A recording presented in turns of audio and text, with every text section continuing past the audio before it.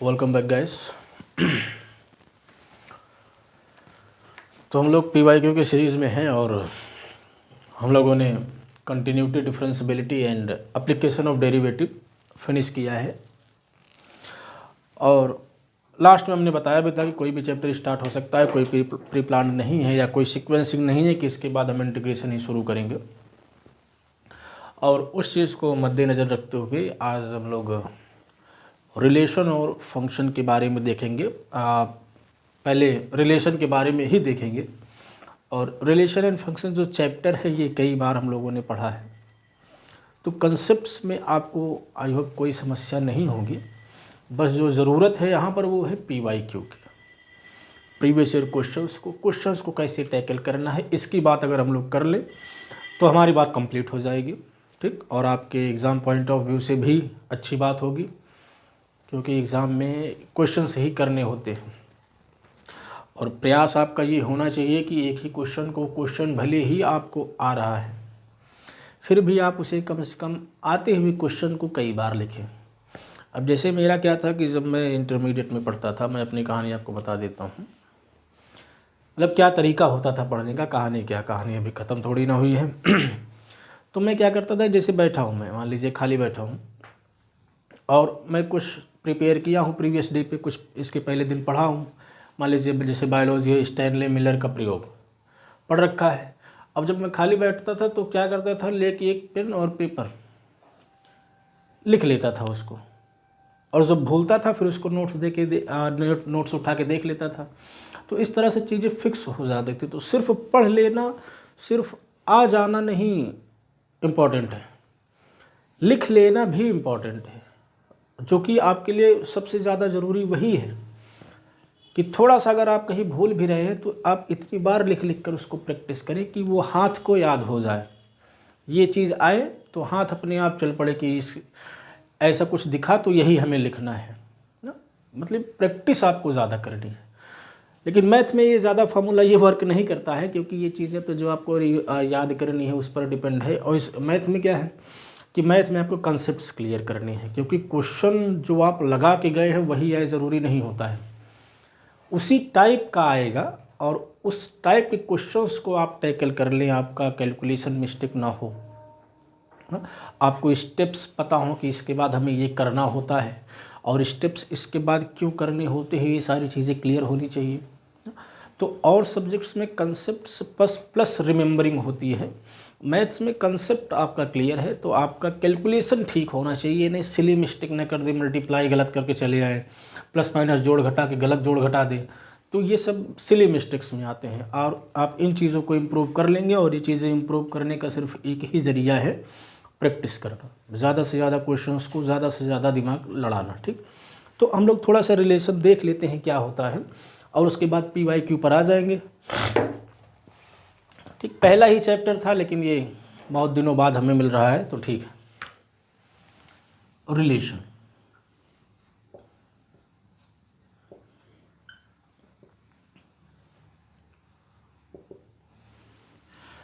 जैसा कि आपको पता है रिलेशन कहाँ पर डिफाइन होता है, तो रिलेशन किसी सेट पर डिफाइन होता है, किन्हीं दो सेट्स के बीच में डिफाइन होता है।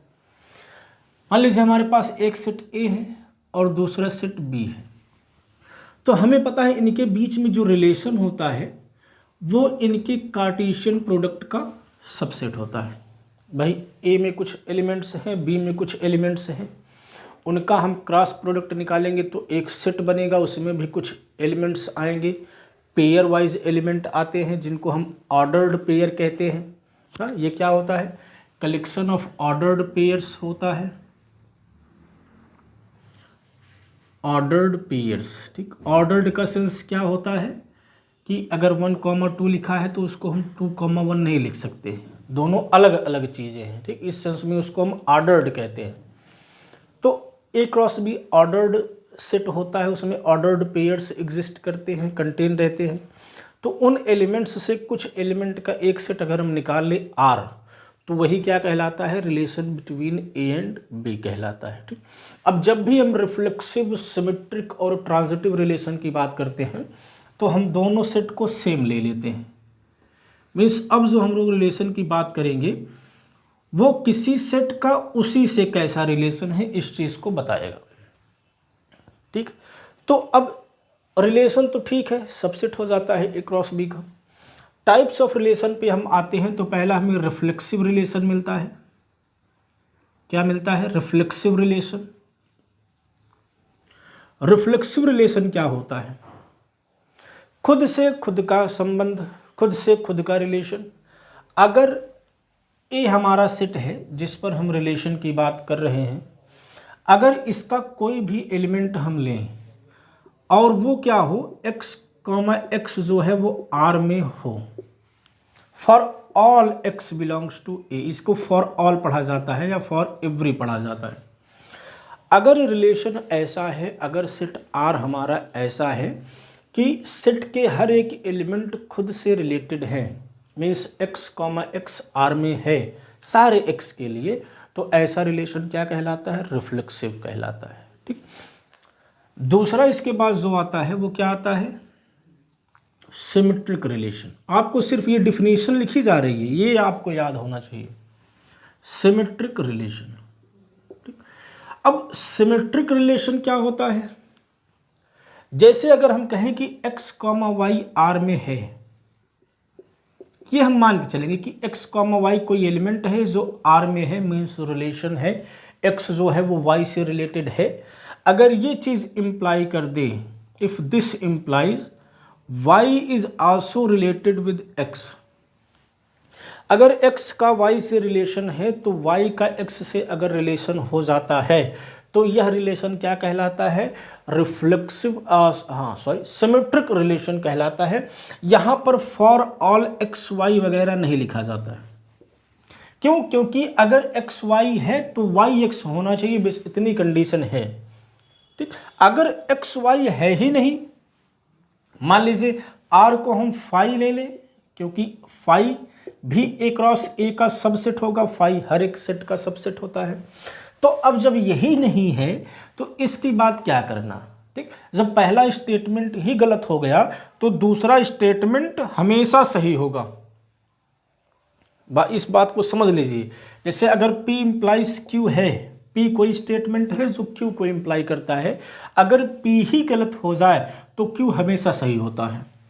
इसका मतलब अगर एलिमेंट ही नहीं है तो यह बात हमेशा सही होगी और जो फाई रिलेशन है वो हमेशा सिमेट्रिक होगा। ठीक, वो क्या हो जाएगा? सिमेट्रिक हो जाएगा। ये टेक्निकल पॉइंट है, इसको आपको समझना है। तो अगर एक्स वाई है, ये इम्प्लाई करता है कि वाई एक्स भी है, तो ऐसा रिलेशन क्या हो जाता है? सिमेट्रिक कहलाता है। ठीक, इसके बाद तीसरा जो रिलेशन आता है वो होता है transitive relation. Transitive relation, transition का मतलब हमने बताया था एक से दूसरे में, दूसरे से तीसरे में। तो ये कहता है कि अगर x y से रिलेटेड है और y z से रिलेटेड है, x y से रिलेटेड है, y z से रिलेटेड है, अगर यह रिलेशन ऐसा हो जाए कि x भी z से रिलेटेड हो जाए तो यह रिलेशन क्या बन जाता है? यह रिलेशन ट्रांजिटिव रिलेशन बन जाता है। ठीक, जैसे मैं कहूँ 2 डिवाइड्स 4, 4 डिवाइड्स 8, तो 2 डिवाइड्स 8 अपने आप आ जाता है, तो यह कैसा हो गया? ट्रांजिटिव रिलेशन हो गया। ठीक, तो यह रिलेशन है, रिलेशन के टाइप्स हैं। और इसके बाद फिर कंसेप्ट एक आता है इक्विवेलेंस क्लास का, उसको भी देख लेते हैं क्या होता है। उसके बाद PYQ पर आते हैं। ये चीज़ें कई बार हो चुकी हैं तो इसीलिए बहुत ज़्यादा एम्फेसाइज ना करके तेज़ी से हम लोग आगे बढ़ेंगे और PYQ हमारा टारगेट होगा कि उस पर ज़्यादा फोकस करना है। ट्रांजिटिव और सिमेट्रिक रिलेशन की बात हो गई। इसके बाद अगर हम लोग बात करें तो आपने एक टर्म सुना होगा इक्विवेलेंस रिलेशन। इक्विवेलेंस रिलेशन, देखो डिफिनीशन जो मैथ में होती है बहुत कम होती है, लेकिन जिसको डिफिनीशन सही से पता होती है वो चीज़ों को कर भी लेता है। इक्विवेलेंस रिलेशन होता है, ये कुछ नहीं होता है, बस कोई रिलेशन अगर R है किसी सेट A पे, तो ये रिफ्लेक्सिव भी अगर हो जाए ये सिमेट्रिक भी हो जाए, ये ट्रांजिटिव भी हो जाए। मीन्स ऐसा रिलेशन जो तीनों हो, reflexive, symmetric as well as transitive, तो वही रिलेशन क्या कहलाता है? इक्विवेलेंस रिलेशन कहलाता है। और इसकी खास बात क्या है, इसको डिफाइन करने के पीछे का रीज़न क्या है, क्यों इसको अलग से मेंशन किया गया?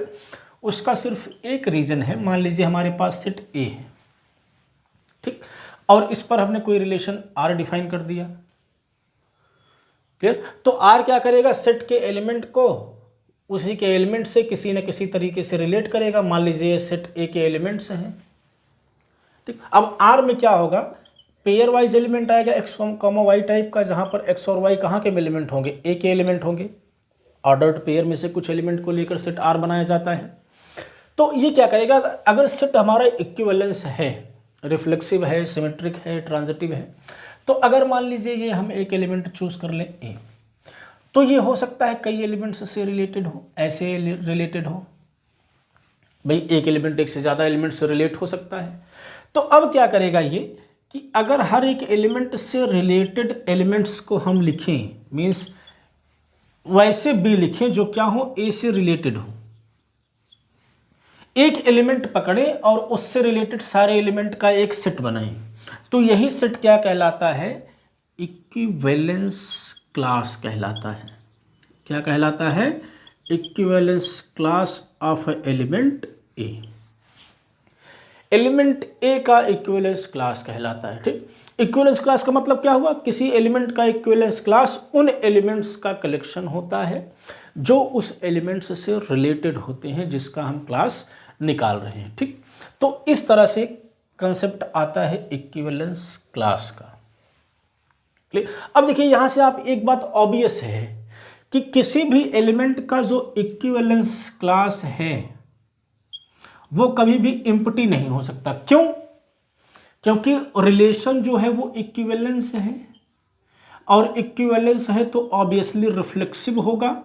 इसका मतलब हर एक एलिमेंट खुद से तो कम से कम रिलेटेड होगा ही होगा।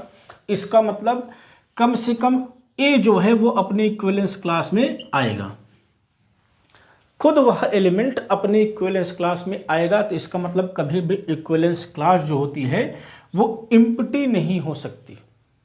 मिनिमम एक एलिमेंट उसमें हमें मिलेगा, और वो एलिमेंट कौन सा होगा?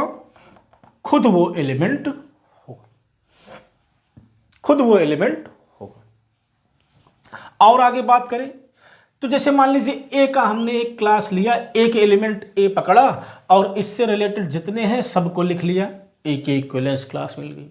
मान लीजिए कोई एलिमेंट दूसरा पकड़े, इससे रिलेटेड जो एलिमेंट है उनको लिख लें, फिर तीसरा एलिमेंट पकड़े, ऐसे ही बारी बारी से जितने एलिमेंट हैं सबको पकड़े और सब से रिलेटेड जो एलिमेंट हैं, मीन्स सेट ए के हर एक एलिमेंट का हम इक्विवेलेंस क्लास निकाल लें तो कोई भी एलिमेंट छूटेगा नहीं और सारी क्लासेस नॉन एम्प्टी होंगी, कम से कम उसमें एक एलिमेंट आएगा।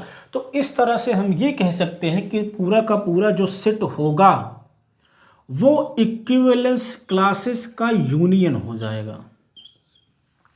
वो इक्विवेलेंस क्लासेस का क्या हो जाएगा? यूनियन हो जाएगा। तो यहां से दूसरी प्रॉपर्टी इक्विवेलेंस क्लास की आती है कि कोई भी सेट अपने इक्विवेलेंस क्लासेस का यूनियन होता है। ये तो सिर्फ हमने कहा यूनियन होता है, लेकिन और अगर थोड़ा हम लोग गहराई में जाएं तो हम ये देखेंगे कि मान लीजिए कोई एलिमेंट है ए, कोई एलिमेंट है बी, अगर ये एक दूसरे से रिलेटेड है तो इनकी इक्विवेलेंस क्लास सेम ही आ जाती है। ये बात अभी हम लोग बाद में करेंगे। अगर कोई दो एलिमेंट रिलेटेड है तो दोनों की क्लास सेम आएगी। इसका मतलब क्या है कि जिन जिन एलिमेंट्स की क्लास सेम आ रही है उनमें से हम सिर्फ एक को कंसीडर करें, एक को छोड़ दें क्योंकि वो इसी में आ जाएगा। तो इस तरह से हम कह सकते हैं कि जो ये कोई सेट ए होता है वो डिसजॉइंट इक्विवेलेंस क्लासेस का यूनियन होता है। क्या होता है? डिसजॉइंट इक्विवेलेंस क्लासेस का यूनियन होता है, क्योंकि जो ओवरलैप करेगा उसको हम हटा देंगे। भाई अगर दोनों ओवरलैप कर रहे हैं तो इसमें से एक एलिमेंट कंसीडर करेंगे तब भी पूरे एलिमेंट हमें मिल जाएंगे। तो इस तरह से हम जो इक्विवेलेंस क्लासेस हैं उनको डिसजॉइंट बना सकते हैं और उनका यूनियन करने पर पूरा पूरा सेट हमें मिल जाएगा। तो इक्विवेलेंस क्लास की दूसरी मोस्ट इंपॉर्टेंट प्रॉपर्टी क्या है कि जो सेट होता है वो उनका क्या कर देते हैं, नया टर्म यूज करने जा रहे हैं, पार्टीशन कर देते हैं। क्या कर देते हैं, पार्टीशन कर देते हैं। मीन्स अगर सेट ए है, एक एलिमेंट का क्लास निकाला, मान लो इधर आ गया, दूसरे एलिमेंट का क्लास निकाला, मान लो जो इधर आ गया, तीसरे का निकाला, मान लीजिए ये आ गया। ऐसे ऐसे डिसजॉइंट पार्ट्स बनते चले जाएंगे कि सब का यूनियन करेंगे तो पूरा का पूरा सेट ए आ जाएगा। और यही क्या होता है डेफिनेशन, पार्टीशन का। तो ये आपके जानने के लिए नहीं ज़रूरी है कि पार्टीशन क्या होता है, लेकिन मैं इसलिए इसको बता दिया कि आप ये अगर किसी से सवाल करते हैं, आप जहाँ भी पढ़ते हैं, सवाल करना is a most important thing. अगर आप सवाल नहीं करते हैं तो या तो आप मूर्ख हैं या तो आप सुपर जीनियस हैं। और हमें लगता है कि मूर्ख ही हैं, क्योंकि सुपर जीनियस जो भी हुए हैं वो क्वेश्चन पूछकर ही बने हैं। अब देखिए क्या होता है कि आजकल बहुत ख़राब ट्रेंड है कि कहते हैं ठीक नहीं पढ़ाता है। मतलब मैं एक टीचर हूँ, इस पर्सपेक्टिव से मत सोचिए, मैं एक स्टूडेंट हूँ, मैं इस पर्सपेक्टिव से आपको बता रहा हूँ कि जब आइंस्टीन पढ़ते थे, इनका नाम तो शायद ही कोई बिरला होगा जो ना सुना हो, तो आइंस्टीन कभी किसी भी टीचर से सेटिस्फाइड नहीं थे, कभी भी। हमेशा इनसे कन्फ्लिक्ट होता रहता था। मैक्स वेबर आपने नाम सुना होगा फिजिक्स में, मैक्स वेबर, प्रोफेसर वेबर, इनकी थ्योरी भी है क्वांटम में। ये आइंस्टीन के टीचर थे, लेकिन इनका परमानेंटली इनसे झगड़ा होता रहता था, पढ़ाने के तरीके से, पढ़ाने की चीज़ों से ना। तो आइंस्टीन के कभी भी अपने टीचर से सेटिस्फैक्शन नहीं हुआ, उनको लगता था ये रटाता है। तब ये कैसे बन गए आइंस्टीन, सिर्फ क्वेश्चंस के बल पर, सिर्फ क्यूरियोसिटी के बल पर। इनसे ये नहीं मतलब था कि हमें वो फलाना पढ़ा रहा है वो हमको सिखा देगा, नहीं सिखा पाएगा तो उसको मूर्ख कह देंगे, नहीं पढ़ाना आता है, और हम भी नहीं सीखेंगे। ये नहीं, आपको सीखना है तो आप सीख लेंगे, सीख लेंगे। आपको कोई नहीं ठीक पढ़ाएगा तब भी आप सीख लेंगे, अगर आपके अंदर वो क्यूरियोसिटी है, आपको जानना है। तो ये तो कोई बहाना नहीं मार सकता है कि ठीक नहीं पढ़ाया गया, सही टीचर नहीं मिले। ये सब जानते हैं सेकेंडरी चीज़ें होती हैं, और ये सब वही करते हैं ना जिनको करना नहीं, असल में करना ही नहीं होता है, वो टीचर्स की कमी निकालते हैं। अब इसको ऐसा मत समझिएगा कि मैं पढ़ा रहा हूँ तो इसलिए मैं आपसे कह रहा हूँ, नहीं, निगलेक्ट कर दीजिए इस बात को। मैं एक जनरल बात कर रहा हूँ आपसे, आप खुद भी सोचिएगा कि अगर कोई भी कितना भी खराब पढ़ा रहा है, अगर आपको सीखना है तो आप सीख जाएंगे। आपके अंदर वो क्यूरियोसिटी होनी चाहिए। आप भाई जो सही नहीं पढ़ा रहा है उससे हट जाइए, उससे मत पढ़िए, लेकिन आप उन चीज़ों, ऐसा नहीं क्वेश्चन भी छोड़ दीजिए, उन क्वेश्चंस को लेकर आप कहीं और जाइए, आप किसी और टीचर के पास जाइए, आप किताबों के पास जाइए। अब तो इतने इन्फॉर्मेशन के सोर्सेज हैं, आप कहीं भी जा सकते हैं, कहीं से भी इन्फॉर्मेशन कलेक्ट कर सकते हैं, आप सीख सकते हैं। आपको किसी चीज़ का यूज़ नहीं पता चल रहा है, मान लीजिए हमने रिलेशन बताया, अब हमें जितना आता है हमने बताने का प्रयास किया, आप नहीं जान पाए, ठीक, तो आप क्या करिए, और सोर्सेज हैं, बहुत सारे सोर्सेज हैं, जो आप यहाँ से सीख पा रहे हैं सीख लीजिए, नहीं सीख पा रहे हैं स्किप कर दीजिए, छोड़ दीजिए, मत क्लास लीजिए, आप और सोर्सेज के पास जाइए। लेकिन जो अल्टीमेट गोल है वो अपना आप अचीव करिए, आप सीखिए, उसको बंद मत कर दीजिए, क्वेश्चन को ख़त्म मत कर दीजिए, क्वेश्चन को जीवित रखिए, बस सोर्स आप अपना चेंज कर दीजिए, और जहाँ आपको सोर्स मिल जाता है फिर उसको आप ऑथेंटिक मान के और भी अपने इन्फॉर्मेशन से निकाल सकते हैं, ठीक। तो आप ऐसा टेंडेंसी बनाइएगा अपनी। चलिए,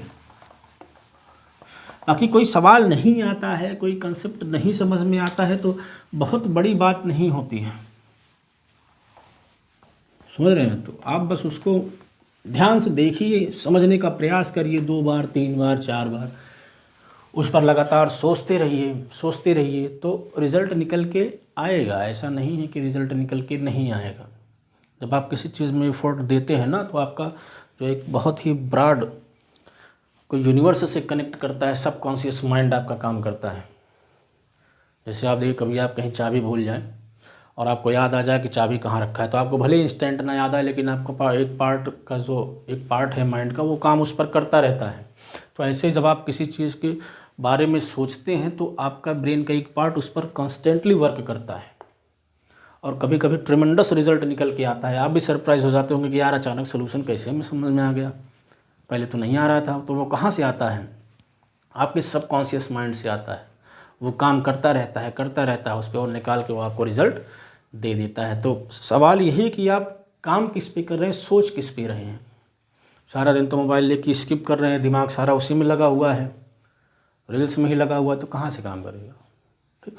तो जब तक पढ़ाई के पीरियड में हैं आप पढ़ाई करिए, उसके बाद तो बहुत सारी चीज़ें हैं।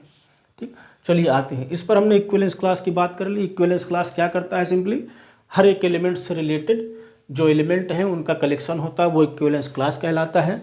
और इक्विवेलेंस क्लास का क्या यूज़ है? ये किसी सेट का पार्टीशन करने में काम आता है, किसी सेट को डिसजॉइंट पार्ट्स में तोड़ने के काम आता है। ठीक, इतना आप जानिए। चलिए अब हम लोग आ जाते हैं अपने PYQ पे। इतना पर्याप्त है आपके लिए जानकारी। बस आपको इसमें यही रिलेशन में डिफिनीशंस याद रखनी है, रिफ्लेक्सिव, सिमेट्रिक और ट्रांजिटिव की, और इक्विवेलेंस क्लास क्या होता है और उसकी बेसिक प्रॉपर्टीज़ क्या होती हैं। जैसा कि वो नॉन एम्प्टी होता है, उनका डिसजॉइंट यूनियन ले ले तो पूरे का पूरा सेट मिल जाता है ना, ये चीज़ आप याद रखें। बाकी क्वेश्चंस तो इसके बहुत नीचे के आएंगे, इतना ज़्यादा यूज़ भी नहीं होगा। अब जैसे हमने बात की थी इक्विवेलेंस रिलेशन की, मीन्स ऐसा रिलेशन जो रिफ्लेक्सिव हो, सिमेट्रिक हो और ट्रांजिटिव हो। उसी से हम लोग शुरुआत करेंगे एक एग्जांपल के साथ, और जो कि हमने आपको ऑलरेडी बता रखा है, और उसी का पर्टिकुलर केस कई बार पूछा है। अभी आपको मैं लिख के दूंगा। जैसे मान लीजिए हम सेट क्या ले लें, consider the set Z। Means जो रिलेशन हम लोग डिफाइन करेंगे वो सेट ऑफ इंटीजर पर डिफाइन करेंगे। ठीक, जो भी R हमारा रिलेशन होगा वो कहाँ होगा? सेट ऑफ इंटीजर्स पर होगा। सेट ऑफ इंटीजर्स क्या होते हैं? 0 +-1 +-2 एंड सो ऑन। यही सेट ऑफ इंटीजर होता है। ठीक बात है। चलिए इस पर हम एक रिलेशन डिफाइन करेंगे। Define a relation R, define a relation R on Z by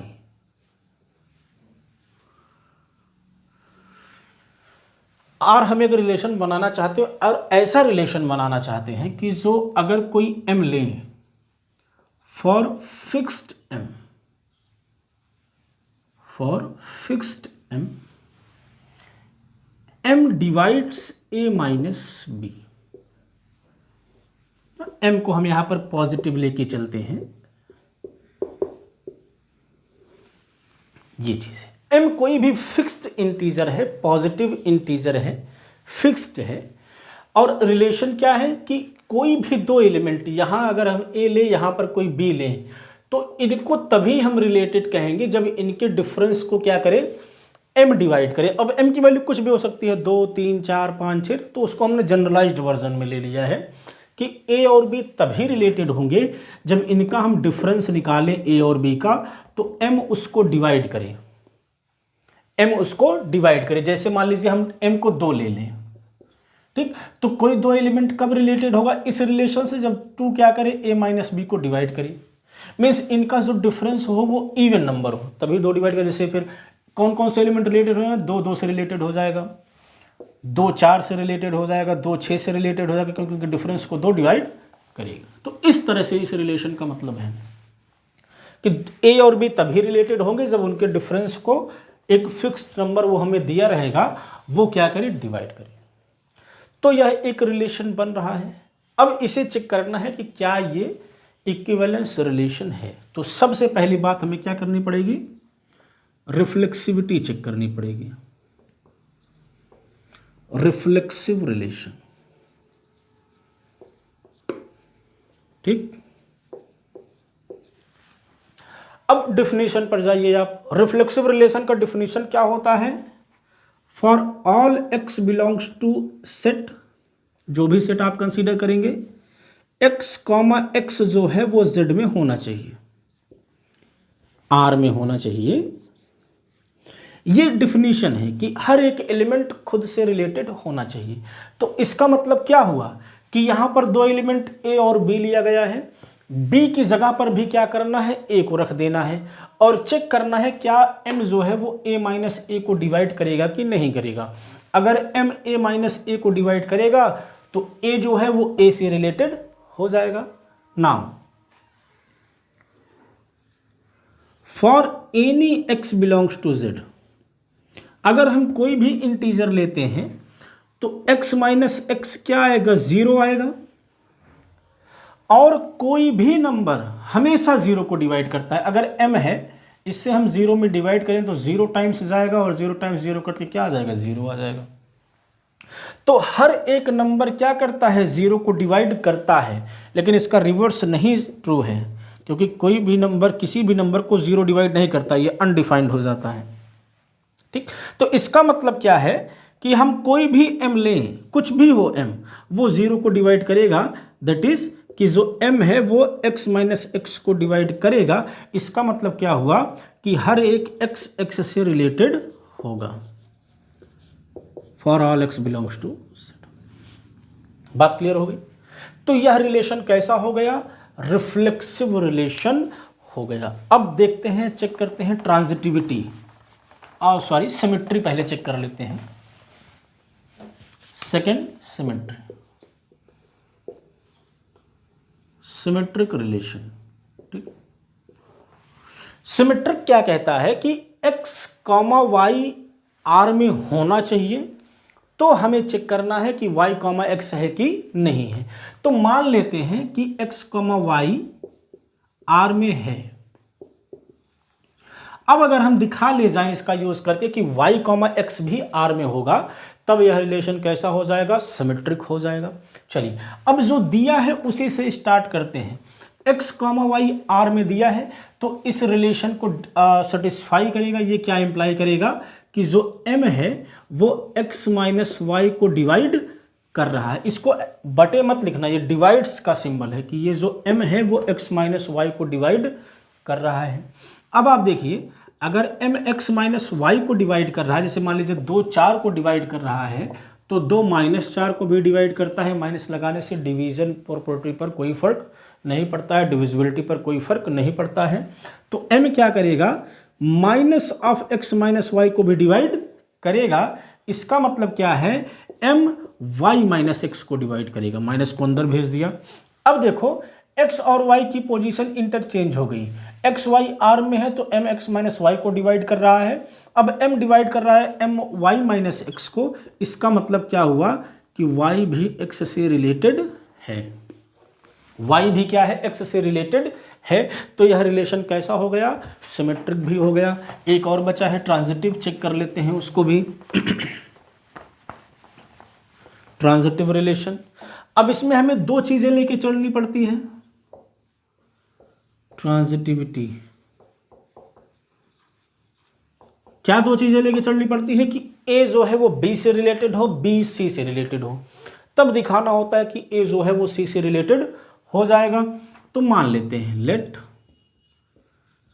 x is related with y and y is related with z। x क्या है, y से रिलेटेड है और y क्या है, z से रिलेटेड है। अब हमें दिखाना है कि जो x है वो z से रिलेटेड हो जाएगा। तो यह रिलेशन कैसा हो जाएगा, ट्रांजिटिव हो जाएगा। जो दिया है उनका यूज करते हैं।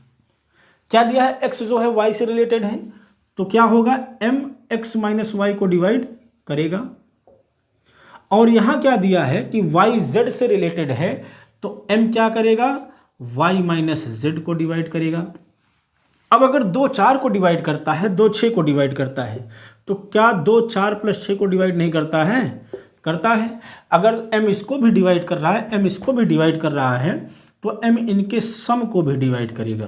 तो m x minus y plus y minus z को भी डिवाइड करेगा। इसका मतलब m x माइनस जेड को भी डिवाइड करेगा। और इसका मतलब क्या है कि x और z भी आपस में रिलेटेड हैं। तो यह रिलेशन कैसा हो गया, यह रिलेशन इक्विवेलेंस हो गया, रिफ्लेक्सिव भी हो गया, सिमेट्रिक भी हो गया, ट्रांजिटिव भी हो गया। अब मैं आपको दिखाता हूँ कि ये कितनी बार पूछा है। इसमें क्या किया है कि m की जो वैल्यू है वो 3 ले लिया है। m की वैल्यू क्या ले लिया है? 3 ले लिया है। और दिखाना है कि जो 3 डिवाइड्स a माइनस बी का रिलेशन है वो इक्विवेलेंस रिलेशन है। ठीक, तो इसको अब m कुछ भी ले ले, उससे फ़र्क नहीं पड़ता है। हमने जनरलाइज्ड तरीके से आपको दिखा दिया कि ये इक्विवेलेंस रिलेशन हो जाएगा। जैसे 2014 में, 2012 में, 2011 में, 2009 में, 2007 में, 2004 में, तो ये कई बार पूछा है। ठीक, तो आप इसको आसानी से कर लेंगे और कोई भी समस्या नहीं होगी। बाकी और भी छोटे छोटे क्वेश्चंस हैं, उनको हम लोग आराम से अगले लेक्चर में अपने करेंगे। इतना आप पहले समझिए कि रिलेशन क्या होता है। देखिए, डिफिनीशन आपको पूरी याद होनी चाहिए। रिलेशन क्या होता है, रिफ्लेक्सिव रिलेशन क्या होता है, सिमेट्रिक क्या होता है, ट्रांजिटिव क्या होता है, इक्विवेलेंस क्लास क्या होती हैं, और किसी सेट का पार्टीशन क्या होता है।